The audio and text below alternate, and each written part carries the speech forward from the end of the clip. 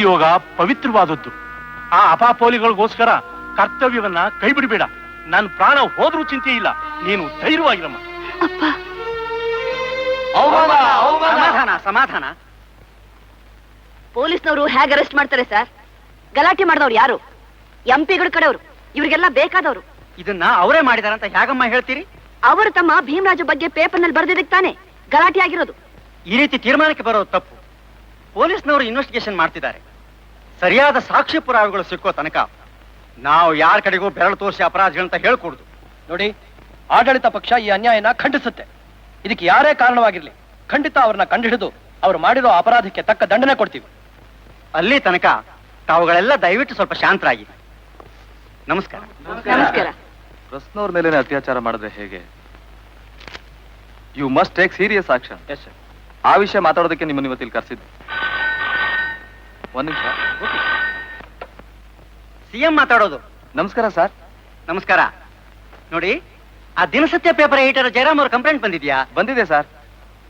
ಅದನ್ನ ಸೀರಿಯಸ್ ಆಗಿ ತಗೋಬೇಡಿ. Okay sir. ಅದಕ್ಕೆ ಫೋನ್ ಮಾಡಿದ್ದು. ಅರ್ಥವಾಯ್ತು ತಾನೇ? ಆಯ್ತು ಸರ್. Damn it. ಛೇ, ನಾನ್ಸೆನ್ಸ್. ಪೊಸಿಷನ್ ಅಲ್ಲಿ ಇರೋರ ಈ ತರ ಅಡ್ವೈಸ್ ಮಾಡಿದ್ರೆ ನಮ್ಮಂತವ್ರ ಗತಿ ಏನು? ಡಿಪಾರ್ಟ್ಮೆಂಟ್ ಪ್ರಿಸ್ಟೇಜ್ ಏನು? ಇನ್ನ ಪಬ್ಲಿಕ್ ಸೇಫ್ಟಿ ಎಲ್ಲಿಂದ ಬಂತು? ಛೇ. ಮುಖ್ಯಮಂತ್ರಿಗಳೇ, ಬರ್ತಾ ಬರ್ತಾ ಪೊಲೀಸ್ ಅಫಿಷಿಯಲ್ಸ್ ಸರ್ವಾಧಿಕಾರಿಗಳಾಗ್ಬಿಟ್ಟಿದ್ದಾರೆ. ನಮ್ಮನ್ನು ಕನ್ಸಲ್ಟೇ ಮಾಡ್ತಾ ಇಲ್ಲ. ಅಟ್ಲೀಸ್ಟ್ ನೀವು ಮುಖ್ಯಮಂತ್ರಿಗಳು, ನಿಮ್ಮನ್ನಾದ್ರೂ ಕನ್ಸಲ್ಟ್ ಮಾಡಬಹುದಲ್ವೇ? ರಾಮರಾಜುರವ್ರೆ. ಓ, ಪಕ್ಷದ ಕಾರ್ಯದರ್ಶಿಗಳು, ನಮಸ್ಕಾರ. ನಮಸ್ಕಾರ. ದಯವಿಟ್ಟು ನನ್ನ ಕ್ಷಮಿಸ್ಬೇಕು. ಯಾಕೆ? ನೀವು ನನ್ನ ರಾಜಕೀಯದ ಗುರುಗಳಾಗಿರಬಹುದು, ಆದ್ರೂ ನನಗನ್ಸಿದ್ದನ್ನು ನಾನು ಹೇಳ್ಬೇಕಾಗತ್ತೆ. ಏನದು? ನಿಮ್ದು ತುಂಬಾ ಅತಿ ಆಯ್ತು. ಅತಿ ಯಾವುದು? ಅದೇ ಸಿಎಂ ಅವ್ರ ಕಡೆಯಿಂದ ಕಮಿಷನರ್ ಫೋನ್ ಮಾಡಿಸಿದ್ರಲ್ಲ, ಅದು. ರೀ, ಪತ್ರಿಕೆಯವರು ನನಗೆ ಎದುರಾಗಿ ನಿಂತಿಲ್ಲ ರೀ, ನಮ್ಮ ಪಕ್ಷಕ್ಕೆ ಎದುರಾಗಿ ನಿಂತಿದ್ದಾರೆ. ಇದನ್ನ ಹೀಗೆ ಬಿಟ್ರೆ ನಮ್ಮ ಪಕ್ಷ ಜನಗಳ ನಂಬಿಕೆ ಕಳ್ಕೊಳ್ಳುತ್ತೆ. ಅದಕ್ಕೆ ನಾವು ಅವಕಾಶ ಕೊಡಬಾರದು. ಅವರು ಪಕ್ಷದ ಬಗ್ಗೆ ಬರಿತಾ ಇಲ್ಲ, ನಿಮ್ ಬಗ್ಗೆ, ನಿಮ್ ಮಗನ ಬಗ್ಗೆ, ನಿಮ್ಮ ತಮ್ಮನ ಬಗ್ಗೆ ಬರಿತಾ ಇರೋದು. ಪಕ್ಷ ಅನ್ನೋದು ನಿಮ್ಮ ಸ್ವಂತ ಆಸ್ತಿ ಅಲ್ಲ. ಈಗಲಾದ್ರೂ ವಿವೇಕ ತಂದ್ಕೊಂಡು ನಿಮ್ಮ ತಮ್ಮನಿಗೂ ಮಗನಿಗೂ ಯಾಕೆ ಮರ್ಯಾದೆಯಾಗಿರಿ ಅಂತ ಹೇಳಬಾರ್ದು? ಯೇಶು, ನೀನ್ ನನಗೆ ವಿವೇಕ ಹೇಳೋದಾ? ಯಾಕೆ ಹೇಳಬಾರ್ದು? ಈಗ ನಿನಗೇನ್ ಬೇಕು ಹೇಳು? ಮಂತ್ರಿ ಪದವಿ ಬೇಕಾ, ಇಲ್ಲ ಡೆಪ್ಯೂಟಿ ಸಿಎಂ ಮಾಡ್ಲಾ? ಯಾರಿಗೂ ಬೇಕು ನೀವು ಕೊಡೋ ಪದವಿ? ನೀವು ಕೊಡೋ ಮಂತ್ರಿ ಪದವಿಗೆ ಆಸೆ ಪಟ್ಟು ನಿಮ್ಮ ಅಟ್ಟಹಾಸಗಳಿಗೆಲ್ಲ ತಲೆ ತಗ್ಸೋಷ್ಟು ಕಂತ್ರಿ ನಾನಲ್ಲ. ನನಗೆ ಪಾರ್ಟಿ ಗೌರವ ಮುಖ್ಯ, ಪಾರ್ಟಿ ಘನತೆ ಮುಖ್ಯ. ಈಗಲಾದ್ರೂ ನೀವು ನಿಮ್ಮ ಮಗ ಮಾಡ್ತಾ ಇರೋ ಈ ಭೂಮಿ ನುಂಗೋ ಕೆಲಸ ನಿಲ್ಲಿಸ್ತಿಲ್ಲ ಅಂದ್ರೆ ನಾನು ಹೈಕಮಾಂಡ್ಗೆ ಹೋಗ್ಬೇಕಾಗತ್ತೆ. ನೀವು ಆರಿಸೋ ಈ ತಲೆ ಆಡಿಸೋ ಸಿಎಂ ನಮಗೆ ಬೇಕಿಲ್ಲ ಅಂತ ಹೇಳ್ಬೇಕಾಗತ್ತೆ. ಅನ್ಯಾಯ, ಇದು ತುಂಬಾ ಅನ್ಯಾಯ. ನಮ್ಮ ಪಕ್ಷದಲ್ಲಿ ರಾಜಕೀಯ ನ್ಯಾಯ. ನೀವು ಕೊಡಿಸಿರೋ ಸೀಟಿಗೆ ಪೇಸ್ಟ್ ಹಚ್ಚಿ ಅಂಟ್ಕೊಂಡು ಕೂತ್ಕೊಂಡು ನೀವಾಡದ ಮಾತಿಗೆಲ್ಲ ತಲೆ ಬಗ್ಸೋ ಈ ಸಿಎಂ ಅವ್ರ ನಡವಳಿಕೆ ಅನ್ಯಾಯನ? ಇಲ್ಲ, ಗೆದ್ದಲು ಹುಳು ಹಾಗೆ ಮರದ ಆಶ್ರಯದಲ್ಲೇ ಇದ್ಕೊಂಡು ಅದನ್ನ ತಿಂದು ಟೊಳ್ಳು ಮಾಡಿ ಕೆಳಗೆ ಬೀಳಿಸೋ ಹಾಗೆ ಒಂದು ಒಳ್ಳೆ ಪಕ್ಷನ ಹಾಳು ಮಾಡಬೇಡಿ ಅಂತ ನಾನು ಹೇಳ್ತಿರೋದು ಅನ್ಯಾಯನ? ನೋಡಿ, ಪಕ್ಷಕ್ಕೋಸ್ಕರ ನೀವೇ ಹೊರತು ನಿಮಗೋಸ್ಕರ ಪಕ್ಷ ಅಲ್ಲ, ಅದನ್ನ ಮರಿಬೇಡಿ. ನೀವು ಯಾರು ಪಕ್ಷಕ್ಕೋಸ್ಕರ ದುಡಿತಾ ಇಲ್ಲ, ನಿಮ್ಮ ಸ್ವಾರ್ಥಕ್ಕೋಸ್ಕರ ದುಡಿತಾ ಇದ್ದೀರಾ. ನಾನು ಬರ್ತೀನಿ. Sheshu, Sheshu, I am sorry mister Ramaraj. ಅಲ್ಲ, ರಾಮರಾಜ್ ಅವರೇ, ಪಾರ್ಟಿ ಜನರಲ್ ಸೆಕ್ರೆಟರಿ ನಮ್ಮ ವಿರುದ್ಧವಾಗಿ ಬಾವುಟ ಹಾರಿಸ್ತಿದ್ದಾರೆ. ಹೆದರ್ಕೋಬೇಡಿ ಮುಖ್ಯಮಂತ್ರಿಗಳೇ. ಹೈಕಮಾಂಡ್ ಹತ್ರ ಇಲ್ಲ. ಅವನು ಪ್ಲೇನ್ ಹತ್ತೋದಕ್ಕೆ ಮುಂಚೆನೆ ನೀವೊಂದು ಸಮಾಧಾನದ ಡಿನ್ನರ್ ಪಾರ್ಟಿ ಅರೇಂಜ್ ಮಾಡಿ ಶೇಷುಗೂ ಆಹ್ವಾನ ಕೊಡಿ. ಇಂಥ ಹೊತ್ತಿನಲ್ಲಿ ಡಿನ್ನರ್ ಪಾರ್ಟಿನ?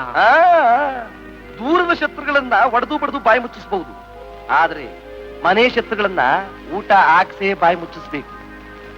ಶೇಷು, ಈ ರಾಮರಾಜುಗೆ ರಾಜಕೀಯದ ಉಪದೇಶ ಮಾಡ್ತೀಯ? God bless you.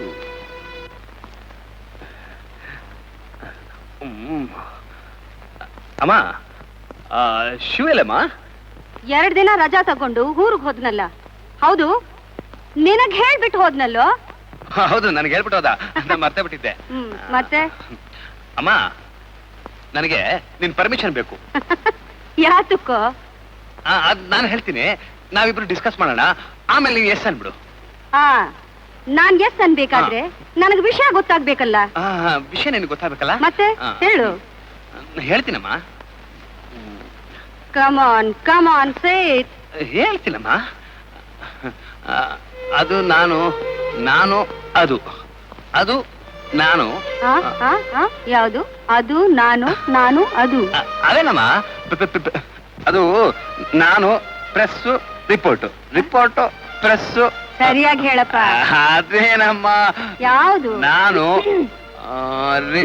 ನೀನು ಆಶಾ ಪ್ರೆಸ್ ರಿಪೋರ್ಟರ್. ಓ, ನೀನ್ ಅವಾಗ ಹುಡುಗನ್ ತರ ಕಾಣ್ತಿದ್ದೆ. ಈಗ ಒಳ್ಳೆ ಸೀರೆ ಉಟ್ಕೊಂಡು ಲಕ್ಷಣವಾಗಿ ಬಂದಿದೀಯಲ್ಲ. ಹೆಣ್ಣು ಅಂದ್ರೆ ಹೀಗಿರ್ಬೇಕು. ಇನ್ಮೇಲೆ ಹಾಗೆಲ್ಲ ಇಲ್ಲಿ ಬರೋಕೆ ನನ್ ನಾಚಿಕೆ ನಾಚಿಕೆ ನಿನ್ಗೆ? ಪ್ರೆಸ್ ರಿಪೋರ್ಟರ್ಗೆ ಏನಮ್ಮ ಏನ್ ವಿಷಯ? ಅದು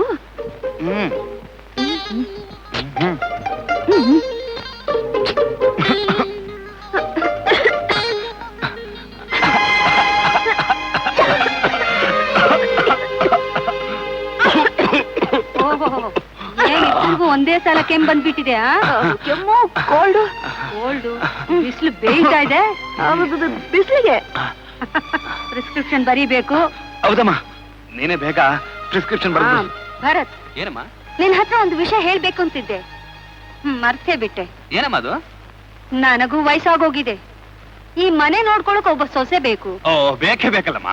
ಅದಕ್ಕೆ ಒಂದು ಒಳ್ಳೆ ಹುಡುಗಿನ ಸೆಲೆಕ್ಟ್ ಮಾಡಿಟ್ಟಿದ್ದೀನಿ. ಹುಡುಗಿ ಬಹಳ ಬೋಲ್ಡ್. ನಿನಗೂ ಲಗತ್ತಾಗಿರ್ತಾಳೆ, ನನಗೂ ಲಗತ್ತಾಗಿರ್ತಾಳೆ. ಏನಂತೀಯ? ಮಮ್ಮಿ, ಬೋಲ್ಡ್ ಹುಡುಗಿರು ಬಂದ್ರೆ ಮನೆನ ಬಾಳ್ ಮಾಡ್ಬಿಡ್ತಾರೆ. ನಾನು ಈ ಕಾಲಕ್ಕೆ ಬೋಲ್ಡ್ ಹುಡುಗಿನೇ ಬೇಕು. ಏನಮ್ಮ, ನೀನೇನಂತೀಯ? ಯಾಕಂದ್ರೆ ನಾಳೆ ಅತ್ತೆ ಸೊಸೆ ಮಧ್ಯದಲ್ಲಿ ಜಗಳ ಬರಬಾರ್ದಲ್ವಾ? ಅರೇ, ಯಾಕಮ್ಮ ಅಳ್ತಾ ಇದೀಯಾ? ಏನಪ್ಪಾ ಇದು? ಮದುವೆ ವಿಚಾರ ಹೇಳುವಾಗ ಹೀಗೆ ಹೇಳ್ತಿದ್ದಾಳೆ. ನನಗೂ ಅಳು ಬರ್ತಿದ್ದೆ ಮಮ್ಮಿ. ಏನಪ್ಪಾ ಇದು? ಇಬ್ರಿಗೂ ಒಂದೇ ಸಲ ಕೆಮ್ಮು ಬರ್ತಿದೆ, ಒಂದೇ ಸಲ ಅಳು ಬರ್ತಿದೆ. ಮಮ್ಮಿ, ನಿಮ್ ಪ್ರಿಸ್ಕ್ರಿಪ್ಷನ್ ಸರಿ ಇಲ್ಲ ಮಮ್ಮಿ. ವಾಟ್? ನನ್ನ ಪ್ರಿಸ್ಕ್ರಿಪ್ಷನ್ ಸರಿ ಇಲ್ಲ? ನಾನೊಂದು ಹುಡುಗಿನ ಸೆಲೆಕ್ಟ್ ಮಾಡಿಟ್ಟಿದ್ದೇನೆ ಅಂತ ಹೇಳಿದ್ನಲ್ಲ, ಯಾರಂತ ಕೇಳಿದ್ಯೇನೋ? ಯಾರ್ ಮಮ್ಮಿ ಅದು? ಲುಕ್, ನಾನ್ ಸೆಲೆಕ್ಟ್ ಮಾಡಿಟ್ಟಿರೋ ಹುಡುಗಿ ಇವಳೇ ಕಣೋ. ಪ್ರೆಸ್ ರಿಪೋರ್ಟರ್, ಬೋಲ್ಡ್ ಗರ್ಲ್, ಆಶಾ ನನ್ನ ಸೊಸೆ. ಮಮ್ಮಿ, ಓಕೆ ಮೈಯರ್, ನಾನು ಹೋಗಿ ಕಾಫಿ ಮಾಡ್ಕೊಂಡ್ ಬರ್ಲಾ? ಮಮ್ಮಿ, ನಾನ್ ಮಾಡ್ಕೊಂಡ್ ಬಂದ್ಬಿಡ್ತೀನಿ. ಬೇಡ, ಇವತ್ತು ಅತ್ತೆ ಕೈಯಿಂದ ಸೊಸೆ ಕಾಫಿ ಕುಡೀಲಿ, ಆಮೇಲೆ ಅವಳ ಸೇವೆ ಇದ್ದೇ ಇದೆಯಲ್ಲ. ಓಕೆ?